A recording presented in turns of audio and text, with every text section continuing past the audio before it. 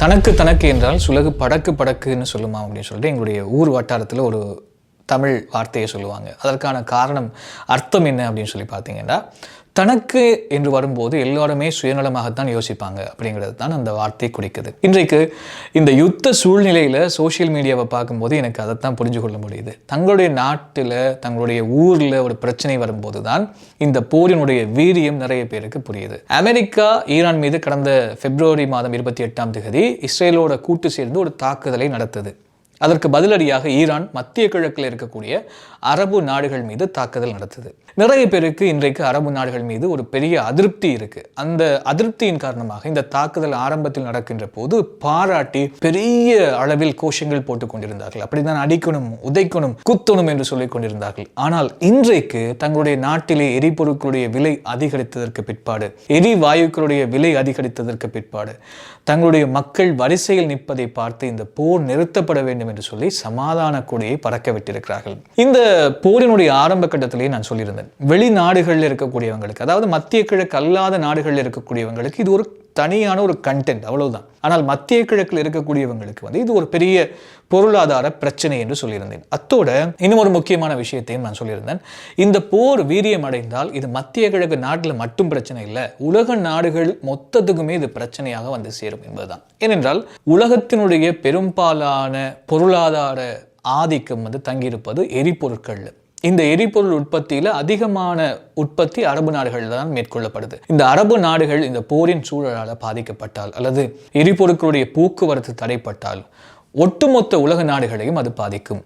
இன்றைக்கு இலங்கையில் நம்ம பார்த்தோம் அப்படின்னு சொன்னால் விலை அதிகரித்தது எரிபொருட்களுக்கும் எரிவாயுவுக்கும் தான். ஆனால் ஆட்டோமேட்டிக்காக இன்றைக்கு ஹோட்டல் உற்பத்தி, அதே மாதிரி பேக்கரி உற்பத்தி, எல்லா பொருட்களுடைய விலையும் அதிகரிச்சிட்டு, அத்தோட நிறைய பொருட்களுக்கான விலை தட்டுப்பாடு எல்லாமே நிலவிட்டு வருது. இந்த சூழல் எதனால அப்படின்னு சொல்லி பார்த்தா இந்த போரினுடைய வீரியத்தால தான். இந்த போரிலே அமெரிக்கா சொல்லலாம் தங்களுக்கு பெரிய பொருளாதார பலம் இருக்கு, தங்களுக்கு பெரிய ஆயுத பலம் இருக்கு என்று சொல்லலாம். ஆனால் ஈரானும் பதிலடிக்கு எங்கள்கிட்டையும் நிறைய ஆயுதங்கள் இருக்கு, ட்ரோன் இருக்கு அப்படின்னு சொல்லலாம். ஆனால் என்னுடைய பார்வையில் ஈரான்கிட்ட இருக்கக்கூடிய பெரிய பலம் என்ன அப்படின்னு சொன்னா இந்த ஹர்முஸ் நீரிணை. நீங்க வரைபடத்தை எடுத்து பார்த்தீங்க அப்படின்னு சொன்னா ஹர்முஸ் நீரிணை அப்படிங்கிறது ஒரு சர்வதேச கடல் பரப்பு தான். ஆனால் ஈரானுடைய எல்லையை தாண்டித்தான் கப்பல்கள் பயணிக்கணும். இப்படியான சூழ்நிலையில ஈரான் சொல்லியிருக்கு, இந்த வழியால எந்த கப்பல் போனாலும் நாங்க தாக்குவோம், நாங்க விட மாட்டோம் அப்படின்னு சொல்லுது. அமெரிக்கா இவ்வளவோ அழுத்தம் கொடுத்து பார்க்குது, வழியால போகக்கூடிய கப்பல்களை விடணும், அதை தாக்கினா நாங்க மறுபடி தாக்குவோம், பிரச்சனை வளர்க்கும் என்றெல்லாம் சொல்லி பார்த்தது. ஆனால் ஈரான் கேட்கின்ற பாடில்லை.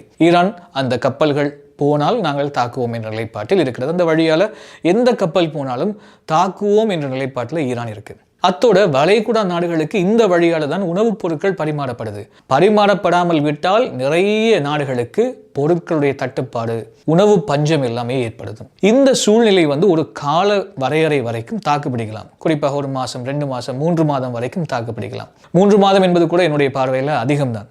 அவ்வளவு காலம் தாக்குப்பிடிக்கக்கூடிய வாய்ப்புகள் இல்லை. சிறிய நாடுகளுக்கு அதை ஈடுகட்டக்கூடிய வாய்ப்புகள் இருந்தாலும் கூட இன்றைக்கு பெரிய நாடுகளுக்கு அதிக மக்கள் தொகை இருக்கக்கூடிய நாடுகளுக்கு ரொம்ப கஷ்டம். ஏனென்றால் இப்போ இந்தியாவில் பார்த்தாலும் தெரியும், பங்களாதேஷில் பார்த்தாலும் தெரியும், இலங்கையில் பார்த்தாலும் தெரியும், எல்லா நாடுகள்லையும் இன்றைக்கு எரிபொருட்களுக்கான வரிசைகள் அதிகரிக்கப்பட்டிருக்கு. காரணம் என்ன அப்படின்னு சொன்னால் எரிபொருட்களுடைய தட்டுப்பாடு, கணிசமான விலை அதிகரிப்பு. இப்பொழுது இன்னும் சில நாட்களில் அதிகரித்திருக்கக்கூடிய விலையை காட்டிலும் 40 தொடக்கம் 60% வரைக்கும் விலை உயர்வு ஏற்படலாம் என்று சொல்லப்படுது.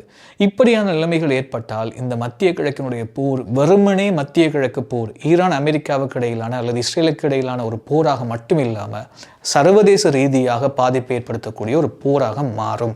எனவே இந்த சூழ்நிலை தடுக்கப்பட வேண்டுமானால் கண்டிப்பாக இந்த போர் நிறுத்தப்பட வேண்டும், மக்களுடைய இயல்பு வாழ்க்கை திரும்ப வேண்டும். அப்படி திரும்பினால்தான் ஒரு சாதாரண சுமூகமான ஒரு நடைமுறை இந்த உலகத்துக்கு எல்லா நாடுகளுக்கும் கொடுக்கக்கூடியதாக இருக்கும்.